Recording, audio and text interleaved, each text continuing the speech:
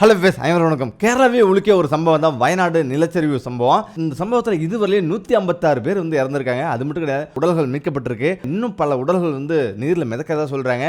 ஏகப்பட்ட கிராமங்கள் புதைஞ்சிருக்கு. இரண்டாக பிளந்த ஒரு ஆறு, மண்ணில் புதைந்த ஒரு பள்ளி அப்படின்னு பயங்கரமான சோக நிகழ்வு தான் கேரளா வயநாட்டில் நடந்திருக்கு. முக்கியமாக கேரளா மாநிலம் வயநாட்டில் நேற்று அதிகாலையிலே பயங்கரமான ஒரு நிலச்சரிவு ஏற்பட்டது. இந்த நிலச்சரிவுல ஏகப்பட்ட பேர் மண்ணில் புதைஞ்சாங்க. சம்பவ நிகழ்வு சுமார் 90 கிலோமீட்டர் அளவில் 156 பேர் கிட்டத்தட்ட இதுவரை உடல்கள் மீட்கப்பட்டிருக்கு. அது மட்டும் கிடையாது, அங்க சாலியாட்ல பல உடல்கள் மிதந்துட்டு இருக்கு.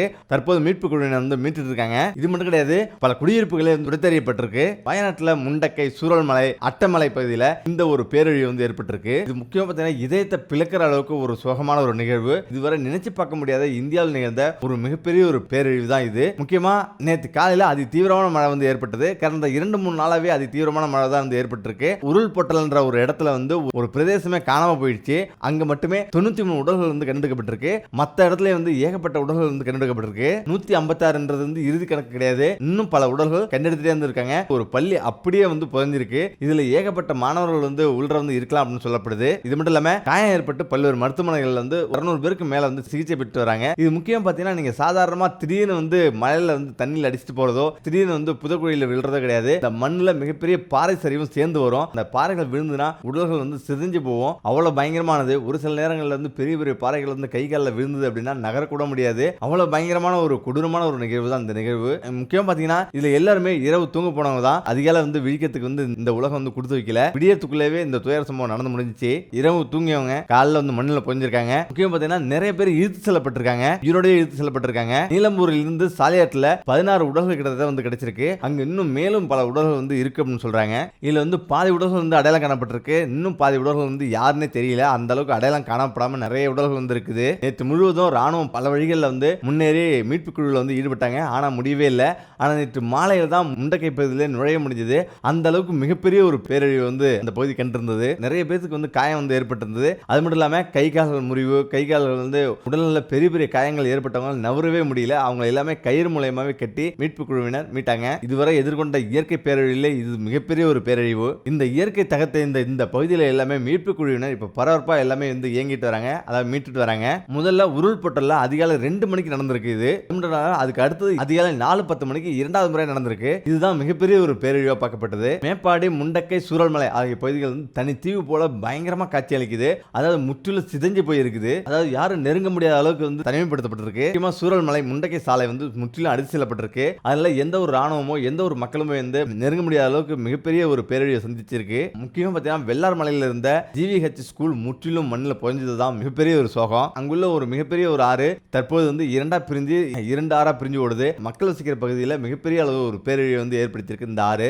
முக்கியமா மண்ணுக்கடியில் சிக்கியவர்களையும் இழுத்து செல்லப்பட்டவர்களையும் தற்போது ராணுவம் தேடிட்டு வருது. மீட்பு குழுவினர் தேடிட்டு வராங்க. முக்கியமா ராணுவம் இந்த மீட்பு பணியில களமிறங்கியிருக்கு. 40 முகாம் அமைச்சிருக்காங்க. அதுல 3500 பேரை இந்த முகாம்களில் தங்க வச்சிருக்காங்க. இது மட்டும் கிடையாது, மாநிலம் முழுவதும் 118 முகாம்ல 6000 பேர் கிட்டத்தட்ட தங்க வைக்கப்பட்டிருக்காங்க. இதுல முக்கியமா இந்த மீட்பு குழுவில் போலீஸ், பேரிடர் குழு, ராணுவம் அப்படின்னு அது மட்டும் கிடையாது, கப்பல் படை, TNP வீரர்களும் ஒரு 400 வீரர்கள் கிட்டத்தட்ட இந்த மீட்பு குழுவில் ஈடுபட்டு வராங்க. போலீஸ் மோப்பநாய்களும் ராணுவ மோப்பநாய்களும் இந்த மீட்பு குழுவில் ஈடுபட்டு வருது. தோண்ட பல உடல்கள் வெளியே வந்துட்டே இருந்திருக்குது. இதுதான் ஒரு பெரிய ஒரு அதிர்ச்சியா பார்க்கப்படுது. இந்த நிலச்சரிவில் 1000க்கும் மேற்பட்டவர் புயந்திருக்கலாம் அப்படின்னு அதிர்ச்சியான தகவல் வெளியிடுறாங்க. முக்கியமா இந்த திடீர் நிலச்சரிவுக்கு என்ன காரணம் என்பது குறித்து தற்போது வெளியிட்டிருக்காங்க. நமது அண்டை மாநிலமான, நமது பக்கத்து மாநிலமான கேரளா மாநிலத்தில் சமீப காலமாவே தினந்தோறும் மழை பெஞ்சிட்டு வருது. அதுவும் நல்ல மழை பெஞ்சிட்டு வருது. இதற்கிடையே தான் கேரளாவில் நேற்று திடீர்னு இந்த மிகப்பெரிய நிலச்சரிவு ஏற்பட்டது. முக்கியமாக அங்க தேயிலை தோட்ட தொழிலாளர்கள் ஒரு 100 பேர் கிட்டத்தட்ட ஒரே இடத்துல தங்கியிருக்காங்க. அந்த 100 பேர் அப்படியே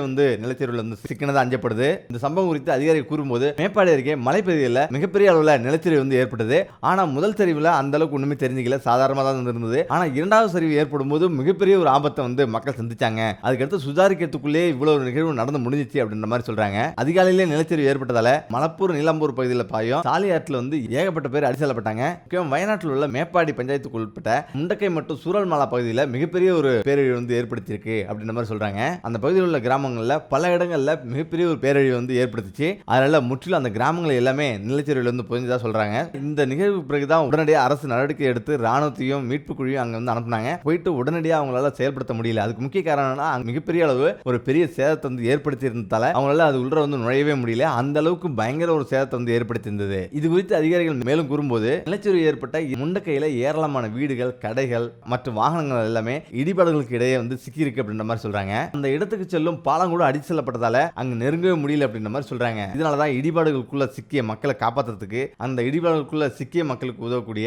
அந்த கிராமத்துக்கு செல்ல முடியாத சூழ்நிலை ஏற்பட்டிருக்கு அப்படின்ற மாதிரி சொல்றாங்க. முக்கியமா தேயிலை தோட்ட தொழிலாளர்களின் குடும்பங்களுக்கு தான் இதுல மிகப்பெரிய ஒரு பேரிழப்பு ஏற்பட்டதா இவங்க சொல்றாங்க.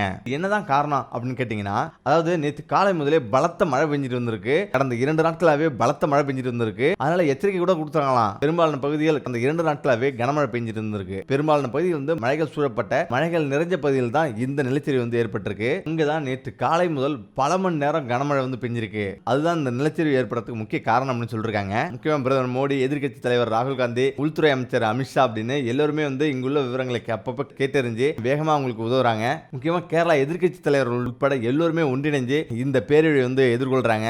முக்கியமா அந்த கேரள மாநிலத்தில் ஏற்பட்ட இந்த பிரச்சனை நிலச்சரிவுக்கு என்ன காரணம் அப்படின்னு பல விதமான நிபுணர்கள் எல்லாம் சொல்றாங்க. அது என்னன்னு பார்க்கலாம். கேரள மாநிலம் வயநாட்டில் ஏற்பட்ட இந்த மிகப்பெரிய ஒரு பிரச்சனைக்கு முக்கிய காரணம் மனிதர்களே காரணம் அப்படின்னு சொல்றாங்க. காலநிலை விஞ்ஞானியும் புவியியல் ஆய்வாளரும் ராஜீவன் கூறியதாவது, கேரளாவில் கடந்த 3 நாளாவே கனமழை பெஞ்சிட்டு இருக்கு. இத்தகைய தொடர் மழை காரணமா மணல் மிருதுவாகி அரிப்பு ஏற்படுது அப்படின்னு சொல்றாரு.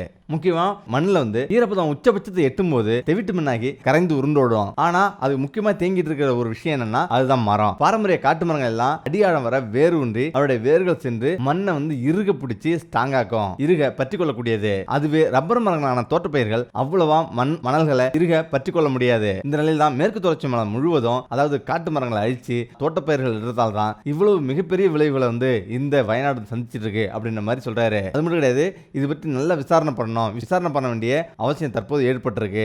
அப்படி இல்லைன்னா இன்னும் மோசமான விளைவுகளை சந்திக்கிற மாதிரி இருக்கும் அப்படின்ற மாதிரி சொல்றாரு. அதே சமயம் இந்திய வெப்பமண்டல ஆய்வு விஞ்ஞானியான ராக்ஷ்மேத்தி கூறியதாவது, கேரள மாநிலத்தில் சரிபாதி குன்றுகள் மற்றும் மலைகளால் ஆனது. இத்தகைய பகுதியில் உள்ள மலைச்சரிவு எல்லாமே 20 டிகிரி செங்குத்தா இருக்கிறதால மழை பெய்தா நிலச்சரிவை தவிர்க்க முடியாதாக ஒன்றாயிடும். இது எல்லாமே உணர்ந்து மக்களும் அரசும் விழிப்புணர்வோடு இருந்து தங்களை பாதுகாத்துக் கொள்ளணும் அப்படின்னு சொல்றாரு. முக்கியமா நிலச்சரிவு ஏற்படும் அந்த பகுதியில் தொடர்ச்சியாக கண்காணிக்கப்பட்டு அந்த பகுதியில் வாழும் மக்களுக்கு முன்னறிவிப்பு வழங்கப்பட வேண்டும் அப்படின்னு சொல்றாரு. இந்த தொழில்நுட்ப வளர்ச்சி பல மடங்கு வந்து முன்னேறி இருக்கு. இதை வச்சு முன்னறிவிப்பு வந்து வேகமா மக்கள்கிட்ட சென்றடைஞ்சா பல உயிர்களையும் அது வாழ்வாரத்தையும் பாதுகாக்க முடியும் அப்படின்னு சொல்றாரு. இது தவிர பருவமழை மாற்றமும் மனிதனின் இயற்கைக்கு புறமான சில செயல்களும் தான் இதுக்கு முக்கிய காரணம் அப்படின்னு சொல்றாரு. இத்தகைய அதிபயங்கரமான நிலச்சரிவு ஏற்பட காரணமாகிறது அப்படின்னு சொல்றாரு. முக்கியம் பார்த்தீங்கன்னா, இந்த பகுதியில் ஏற்பட்ட பல நிலச்சரிவு சக்தியின் காரணமா பல வாகனங்கள் செல்ல முடியாத நிலைக்கும், பல வாகனங்கள் வந்து பழுது செய்ய முடியாத அளவுக்கும் நொறுங்கி போய் இருக்குன்னு சொல்றாங்க. இது மட்டும் இல்லாம கேரளாவில் இந்த மிகப்பெரிய சரிவுல மிகப்பெரிய அளவில் வாகனங்களும் சிதறி கிடக்குது. நிலச்சரிவு சக்தி மிகவும் அதிகமா இருந்ததால வாகனங்கள் தொலைதூரம் அடித்து செல்லப்பட்டு சேரும் சகதியுமா உடைஞ்சு நொறுங்கி போய் கிடக்குது. வழக்கமா இது போன்ற சந்தர்ப்பங்கள்ல வாகன உற்பத்தியாளர்கள் வந்து வேகமா உதவி செய்வாங்க, சிறப்பு சேவை முகாம் மற்றும் திட்டங்களையும் கொண்டு வருவாங்க அப்படின்ற மாதிரி சொல்றாங்க. முக்கியமா ஏற்கனவே சென்னை, மும்பை போன்ற வெள்ளத்தின் போது இது போன்று முக்கிய அறிவிப்புகளை வெளியிட்டாங்க. தற்போது வெளியிடுவாங்க அப்படின்னு எல்லோரும் எதிர்பார்க்கறாங்க. ஆனால் தற்போது வரை கேரளாவில் அறிவிக்கப்படவே இல்லை. இந்த நிலச்சரிவுக்கு முக்கிய காரணமா பார்க்கப்படுறது ஒரு பாலம் தான். ஒரே ஒரு பாலம் இடிந்து விழுந்தது தொடர்ந்து முண்டக்காய் மற்றும் அட்டமலையில 40 குடும்பங்கள் சிக்கி தவிக்குது. அதாவது நிலச்சரிவுல சிக்கிச்சு. குடியிருப்புகளையும் சூரமலையை இணைக்கும் ஒரு பாலம் வந்து இருந்தது. ஒட்டுமொத்தமா முண்டக்கை, அட்டமலா, குரல்மலா மற்றும் குன்ஹோம் போன்ற இடங்கள் முற்றிலும் சிதைக்கப்பட்டிருக்கு. கொச்சி ரேடார் ஆய்வு மையத்தின் ஆய்வாளர் கூறும்போது, ஒட்டுமொத்த கொங்கன் பகுதியிலுமே கடந்த 2 வாரங்களுமே கனமழை பெய்யறதா முக்கிய காரணம்னு சொல்றாங்க. இதனாலதான் காசர்கோடு, கண்ணூர், வயநாடு, கோழிக்கோடு மற்றும் மலப்புரம் போன்ற இடங்கள்ல அதிக மழை பொழிவு ஏற்பட்டது அப்படின்னு சொல்றாரு. 2 வாரங்களாவே பெய்து வரும் இந்த மழையால ஏற்கனவே மண் அதிக ஈரப்பதத்தோட இருக்கிறதால மேலும் மேலும் ஈரப்பதத்தோட இருந்தது. இந்த நேரத்தில் தான் அரபிக் கடலோரத்துல அதிகப்படியான கருமேகங்கள் சூழ்ந்து அதி தீவிர மழை பெஞ்சது. இதனாலதான் இலகி இருந்த மண் பலவீனம் அடைந்து இந்த நிலச்சரிவுக்கு காரணமாயிடுச்சு. அதாவது 2019ஆம் ஆண்டு கேரளா வெள்ளத்தின் போது ஏற்பட்ட போது எந்த அளவுக்கு வந்து மேகங்கள் இருந்ததோ அதே அளவுக்கு அடர்த்தியான மேகங்கள் சூழ்ந்திருந்தது. இது தவிர தென்கிழக்கு அரபிக்கடல் பகுதியில் வெப்பமடைஞ்சு அங்கு வளிமண்டலத்தை உருவாக்கியது. இதற்கும் பருவநிலை வெப்பமயமாதலுக்கும் நிறைய தொடர்பு இருக்கு அப்படின்னு சொல்றாரு. இதெல்லாம் ஒரு பக்கம் பேரிடர் மீட்பு குழு வந்து மீட்பு பணியை தீவிரமடைச்சிருக்கு. இருந்தாலும் தற்போது தீவிர கனமழை பெய்யும் அப்படின்னு ஆரஞ்சு அலர்ட் விடுக்கப்பட்டிருக்கு. இந்த வயநாடு பகுதியில் ஆரஞ்சு அலர்ட் விடுக்கப்பட்டிருக்கு. இது மட்டும் கிடையாது, திருச்சூர், கோழிக்கோடு, மலப்புரம் போன்ற பகுதிகளிலும் கனமழை எச்சரிக்கை விடுக்கப்பட்டிருக்கிறதால கேரளாவே அதிர்ந்து போயிருக்கு.